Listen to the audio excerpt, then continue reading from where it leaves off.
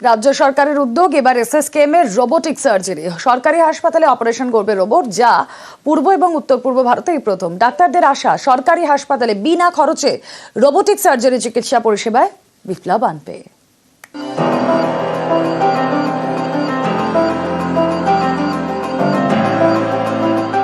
Operation করছে robot. এটা নতুন কিছু নয়। বিদেশের পাশাপাশি ভারতের অনেক হাসপাতালেই হয়, কিন্তু পূর্ব এবং উত্তর পূর্ব ভারতের কোনো সরকারি হাসপাতালে রোবোটিক সার্জারির ব্যবস্থা নেই, এমনকি এমসেও নেই। সেটাই এবার হতে চলেছে কলকাতায়। নজির গড়তে চলেছে এসএসকেএম। এখানে এবার অপারেশন করবে রোবট।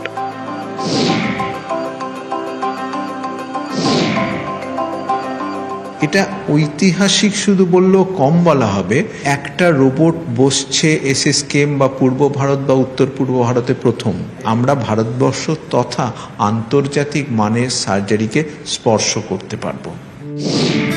এসএসকেএম এ রোবট পাঠাচ্ছে ব্রিটেনের সংস্থা কেমব্রিজ মেডিকেল রিসার্চ। রোবটের দাম 5,75,00,000 টাকা, কর দিয়ে 6,44,00,000 টাকা। বেসরকারি হাসপাতালে রোবোটিক সার্জারির বিপুল খরচ, কিন্তু এসএসকেএম এ অত্যাধুনিক রোবোটিক সার্জারি হবে সম্পূর্ণ বিনামূল্যে। বেসরকারি হাসপাতালে খরচটা এতটাই বেশি যে এটা অত্যন্ত ধনী ছাড়া কারোর পক্ষে অ্যাফোর্ড করা সম্ভব ছিল না।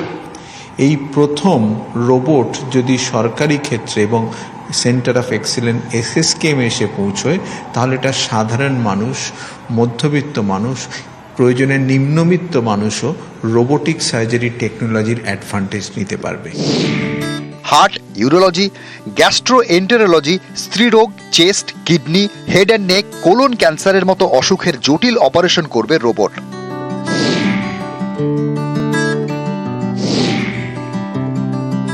এটা হচ্ছে একটা ট্রেনিং সেন্টার, অর্থাৎ এখান থেকে বহু ভবিষ্যতের শল্য চিকিৎসক, অর্থাৎ একটা বেসরকারি হাসপাতালে ট্রেনিংয়ের ফলে একজন বড়জোর আরেকজনকে দিতে পারেন, কিন্তু এখানে একজন একসাথে 20 জনকে দিতে পারেন।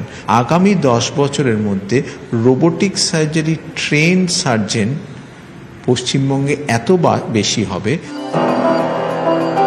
অভিজিৎ চন্দ, নিউজ 18 বাংলা।